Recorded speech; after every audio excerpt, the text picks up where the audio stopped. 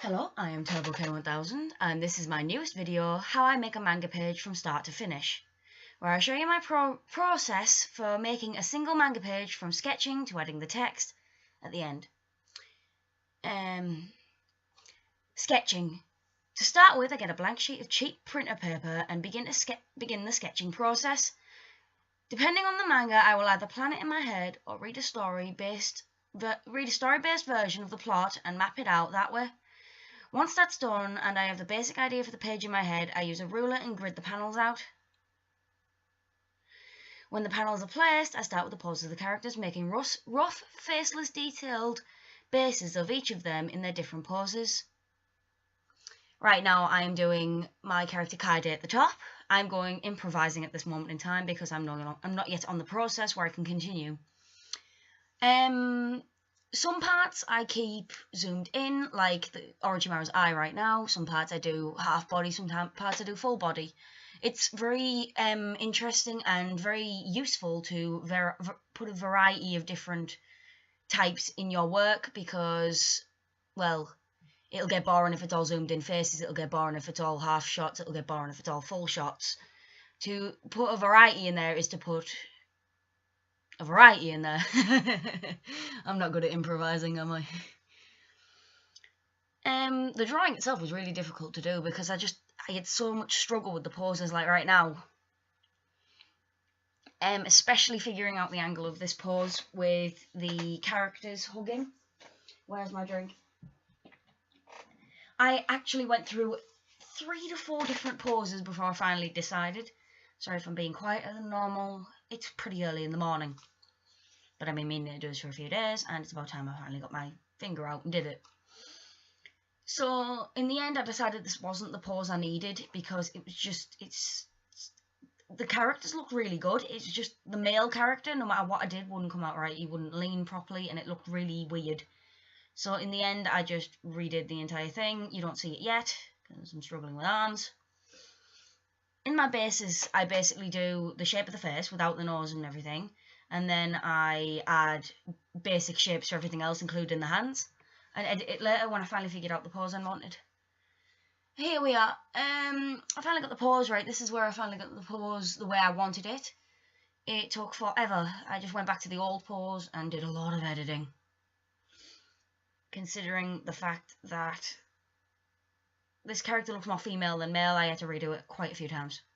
I then realised it was more likely he'd pull her towards him than pull himself towards her.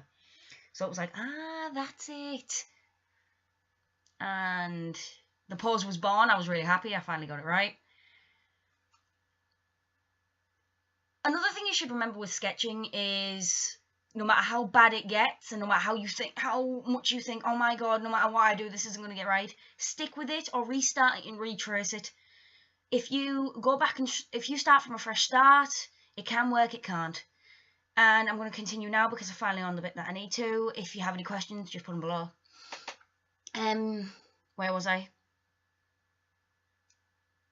I will retrace the simple version, trying to keep it as identical as I can to the original page. For this, I continue to use cheap printer paper.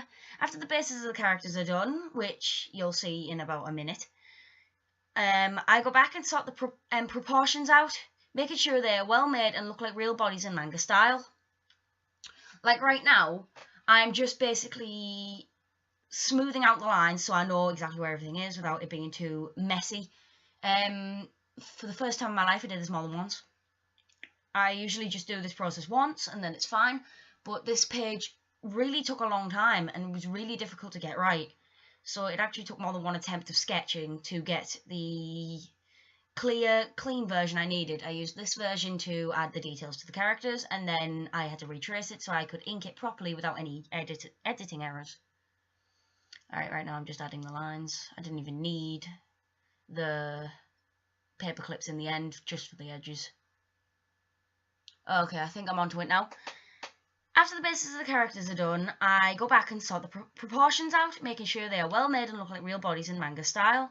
Once that's done, I add features, which I'm doing now, if I haven't already done that already. Before finally adding the hair and the clothes, which I haven't got onto yet. let's just wait for this.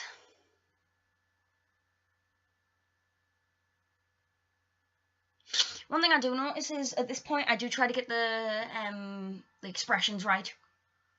If I don't get the expressions right, I'm not happy with it. Not even slightly. If the expression looks off in any sort of way, like later on you actually see me edit Orochimaru's eyebrows on more than one occasion. I don't know whether I've already done that or not, but that's what I do. And I usually, this is where I add fingers, this is where I add expressions, this is where I add emotion. Usually I add a lot of different things before I'm satisfied and add actual hair and clothes to the characters. It's quite an odd process, and I'm probably confusing myself at this moment. I dear God hope you can understand, but that's what the questions process is at the end, in case you didn't. I'm much better at writing than I am speaking, so something tells me I do more writing than I should. Now I'm just adding the text in, well, the basics of the text, so I know where some of it goes, and then it's a bit of a mismatched process, really. I do one bit, then go back to another bit, then go back to another bit, and then go back to one bit. It's just really confusing.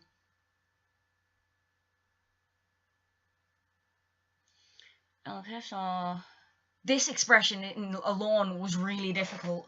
It took many an attempt to get it right. Okay, once that's done, alright, I've already done that, before adding the hair and the clothes. If the sketch becomes messy once again and is difficult to work off, I retrace it once more using a light box so I have a neat sketch to work with during the inking process. I am well ahead of what I'm doing right now. So I'm just gonna stop and skip ahead.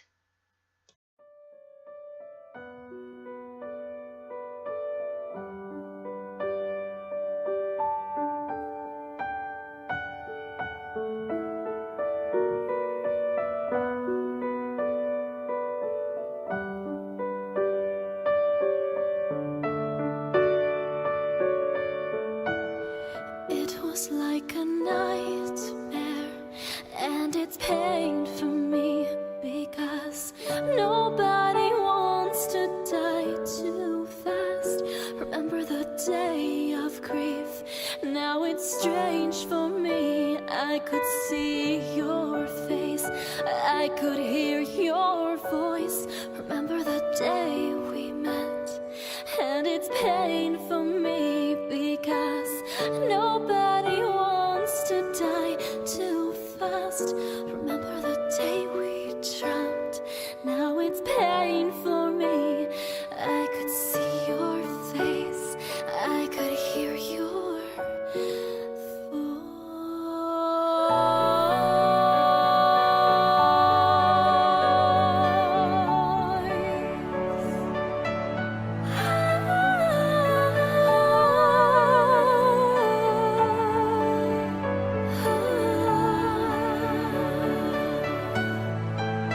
Can't look back, they will not come back. Don't be afraid, it's time after time. So once again, I'm hiding in my room. The peaceful times are what make us blind. See, you can't fly if you never try. You told me oh long ago, but you left the wall outside the gate, and more than ever it's real. Hello, I'm back. I've just realised I forgot loads, so I'm just going to go back and just add that in. Let me see where I am. Do not be afraid to erase your work if it doesn't come out right. And if the pose you want doesn't work, try finding another way to draw the pose that looks just as effective, if not better. Alright, now we're on to the inking.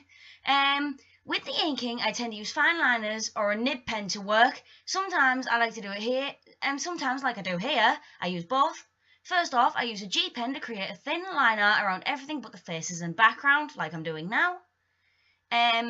It's a really difficult process. You can't press too hard with a G pen. If you press too hard, you could damage it, which I've done quite often because I'm very heavy-handed, and it's really difficult to figure out when I'm being heavy-handed.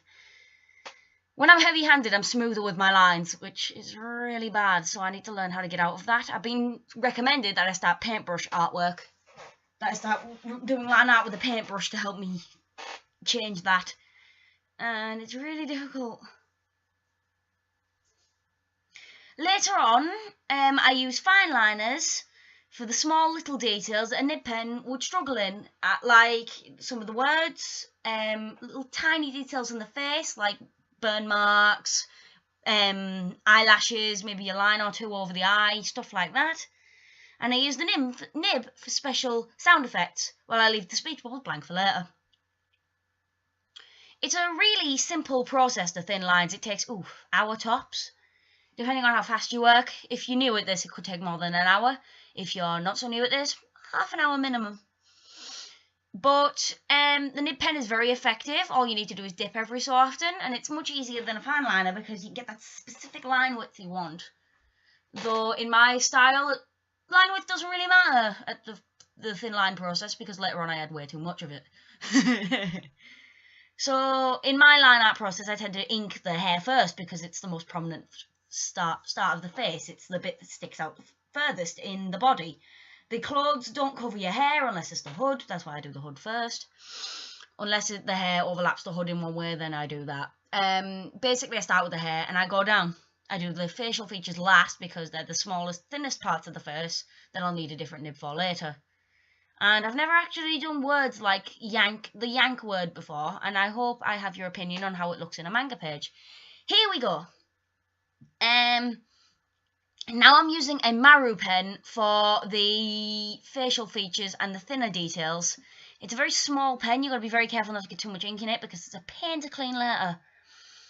But the Maru pen is effective for the eyelashes, the mouth, the nose. Technically, I tend to use the nib pen for the nose as well because the nose isn't really thin because I tend to thicken out the nose. And finally, I use a fine liner for basic details and the border around the art itself. I don't really care about showing lines in the border because I blacken out the border later because I'm one of those people. Once the line art is done, I then use a nib pen to blacken the tips or sharp edges of the areas I want to beta. However, right now I'm just blackening out the border around the picture, so it gets rid of any mistakes you make, and two, I just think it looks better because it depends on your style. With mine, it's quite grey, so to be honest, mine's quite a grim-looking manga, both in the personality itself and the way I draw it. But I actually like that method because it makes the characters look toned out and not as white as it does in the Naruto manga, which, for one thing, it does work for the manga itself, but in my opinion, it's too white. There's not enough shading or tone in it. And it makes it hard to distinguish characters from backgrounds, which is why I like to use the toning. Okay, now I'm on to the bit I was on about. Like I said, I use the nib pen to blacken out the tips of anywhere so I don't make mistakes, because I use a brush pen later. It's really easy to get this part wrong if you use a brush pen first, because if you do, there's a chance you might do bolder edges to the hair, and you don't want rounded hair. You just don't. It makes it look stiff, it makes it look plastic, it doesn't look right, and it just gets on your nerves, trust me. My head is covering it, so I don't know what I'm doing right now. Sorry about that. I didn't really realise until later. Here we go. Then I use an alcohol marker or a marker of any kind to fill in the rest of the space. Hell, even a brush pen with black ink or a brush pen or a regular brush pen, like a Pentel brush pen, will do the trick as long as it's effective. I have noticed, though, that the markers make the scanning process more difficult, so maybe a nib coated with black ink would be better. I will have to test this at one point. Don't worry if you make any mistakes with the beta. That's what the whiteout and the digital process is for. The blackening out process is actually one of my favourite processes, because I just like the way ink looks on paper when it turns from white to black. It's one of those things that one of those simple pleasures I've always had with drawing, just watching the areas turn black. Simple things amuse simple minds after all, so I'm not really one to judge myself for that. Once the thin lines and the beta are done, I then use the nib pen again, usually the G pen, to add thicker lines with different variations around the edges of my drawing, specifically the areas that the shadows are located in, like I'm doing with the hair right now. It helps me find the light source, so where the darkest parts of my drawing are, the thickest lines, is where the shadows are. And it makes it a little easier to shade since you can tell where these shadows are. If the character or object is closer to the viewer's eye, I make the lines thicker to show how close it is, whereas backgrounds and items that are meant to be viewed as far away are made with very few thicker lines or no thick lines at all. I like adding a tiny bit of depth to the lines though, because I did it in my recent mermaid drawing, and it really does add a bit more realism to the drawing, which is quite weird, because it's not a realistic style at all. This is also a good method for hiding most fatal mistakes in your thin line process, so it's killing multiple birds with one stone. That's why I do it. One of the reasons why I do it, and I really love the way it looks. So honestly, I've never seen a style that adds such thick lines before, so I'm quite proud of my own style. But at the same time, it wouldn't be considered conventional manga. But this day and age, conventional manga isn't the way to go anymore, because if all manga was conventional, it'd all look the same. So I like the thick line process because it's a unique style, and in my opinion, it adds a tiny bit more depth to my drawing, because you can tell what's the background and what's the characters because of how thick the lines are. Because the background doesn't have these thick lines, but the characters do. I add thick lines to some areas, mainly most of the areas and the characters, but it depends on the areas really. If it's closer to the viewer's sunlight source, like how the sunlight source on mine is in front of the character, or right next to the character in this case, because it took me a while to realise what I was doing, I tend to... I forgot what I was saying. I tend to leave a tiny bit of thin line process right near the edge where the sun would be, or the moon in this case, because it adds to the depth. Like I said, if the entire thing is thick lined, it does have a certain appeal to it, but at the same time, it doesn't add that depth that I like about my drawings, and I'm still doing the page process. This is why I tend to take 4 days or 5 to 6 days just to do 4 pages. Hence why I'm not actually publishing my manga until I get the thing done.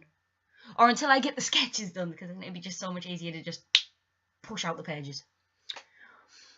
I also like how the thick lines add that extra black to the picture, because I'm a nut for this thing.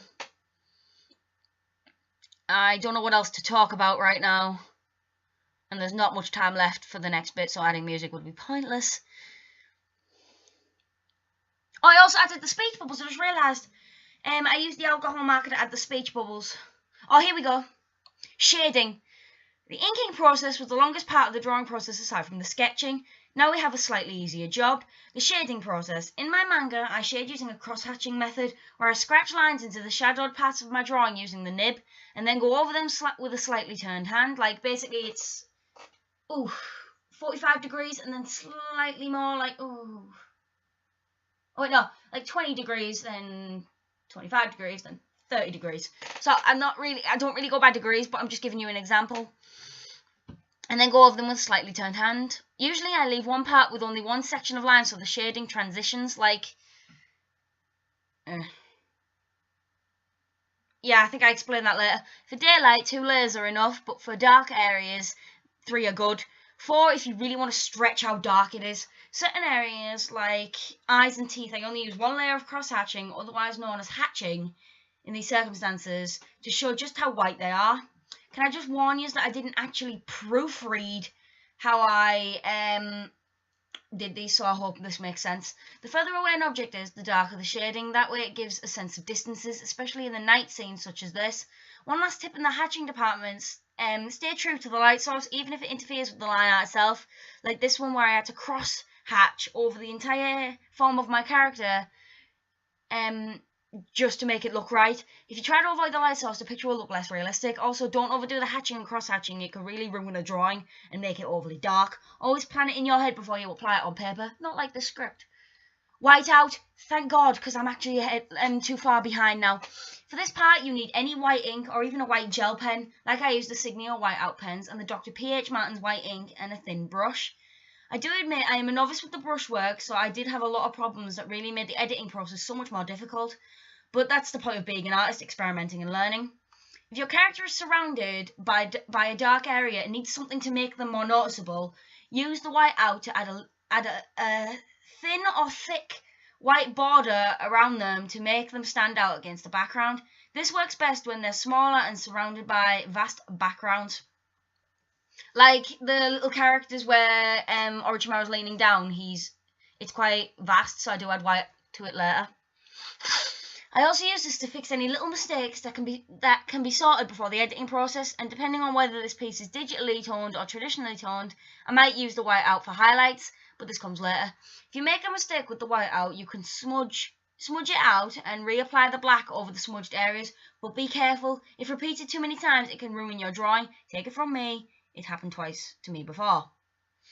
Whiteout is a good source of editing for traditional artists, and I recommend it since the alternative is completely redoing the page, and no one wants that, especially the artist. Digital editing. This part wasn't actually planned out from the start. This is something I had to improvise with, because no matter what I did, the scan wouldn't blacken the page perfectly like I had done before. Here I add the picture to Photoshop and touched up the black with the paintbrush tool and edited some lines that had been made jagged or almost invisible due to the whiteout process. I also inverted this method by using the white to edit any mistakes with the black that shouldn't have been there. This process may need to be repeated more than once depending on how the quality of the page turns out. Once the toning and the text have been added. For now, this is all we have to worry about. You don't need to blacken every single line, that's just wasting precious time. Just do the ones that are noticeable and made almost completely black by the beta process. It really makes the art look nice and smooth. Toning. Am I on toning yet? No, I'm not on toning yet. Thank God. This bit really annoyed me though, because I really didn't think I had to do this, and when the scan wouldn't turn out right, I was just like, oh my God, really? But when you're an artist, you have to, compromise. So if anything comes out wrong, you have to give up your time to do this. If you're not willing to do any of this, there's really no point to it. And it sounds mean, but if you want to be a professional manga artist, you have to put the effort in. If you don't put the effort in, you're just wasting your time, really, because no one wants a half-aired manga. Right now, I'm just editing the way I did the whiteout as well, because the fact is it was quite widely... The edges of the whiteout were quite wide because of the paintbrush, so I was just adding points. And now I'm just waiting for this to end. Okay, I'll be right back. Like a nightmare, and it's pain for me because nobody wants to die too fast. Remember the day we dreamt, now it's strange for me. I could see your face, I could hear your voice. Remember the day we met, and it's pain for me because nobody wants to die too fast. Remember the day we dreamt, and it's pain for me. I can see your face, I could hear your voice. Sing for reluctant heroes. Oh, give me your strength. Your lives are too short. Sing for reluctant heroes. I wanna be brave like you. See, you can't fly if you never try. You told me. I think I'm back. Sorry, there was a glitch in the process. I'm back. When toning, I don't use screen tones or complicated tones. I use a simpler method of 4 to 5 basic tones that help make up one distinct piece.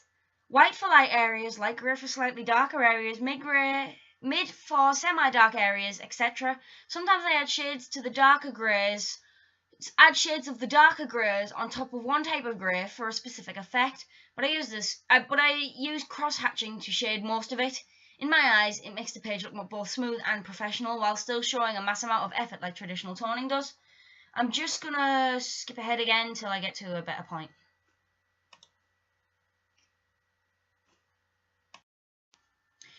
Turns out I changed my mind. I only have a little bit left and there's not much time, so I'm just gonna get it out now. Most people use a graphics tablet to do their work. However, since I find them ridiculously expensive, I decided to master colouring with a mouse. which makes it much easier than people believe. However, you must use a method you like and find comfortable. That's the rule of art. That and experimenting new things. A little contradicting, but to my previous, well, a little contradicting my previous statement. But oh well. I don't know whether I recorded this bit, but I'm just going to say it now because it's really close to the end and I'm not good at this. The next part is the final part to this video, and it's the dialogue in the manga page. Most artists use digital software to add text to avoid some people having trouble understanding their handwriting. I myself am one of them, since my handwriting was never fully developed. I'm not ashamed of this. I much prefer using a laptop to write. It's easier and less straining to the hand. In the dialogue stage, I tend to write the text on the first few drafts of the sketch, editing them just before typing them out on Photoshop using an easy-to-read font like Times New Roman, which is a personal favourite of mine. Make sure to proofread your text, otherwise there is a chance of spelling errors or grammar errors in your work, and no one wants that. Don't be discouraged though, most manga have 1 or 2 dialogue errors. Contradicting again, but it's also true, and I didn't realise that until after I'd said the last statement. I remember that in one volume of my Naruto collection, I have the Naruto mangas, an entire speech bubble had no words in it. I can't remember exactly which volume it was, but it was a little discouraging to see such great literature, yes, I count manga as literature, with a massive error. However, at the same time, it was also a little relieving, because it made me realise that something doesn't have to be perfect for you to enjoy it. In conclusion, this is how I create a manga page from start to finish. I usually do this in stages with maybe 4 pages at a time. One day to sketch, 1 day to thin line ink, another day for beta and thick lines, and finally 2 days for cross-hatching, toning and text. If this method suits you, maybe give it a try and send me the link to your work. I'd love to see how you use these tips in your own artwork. Feel free to ask any questions in case I missed anything or made a lot of mistakes, which I feel like I have. Thank you all for watching, and bye-bye!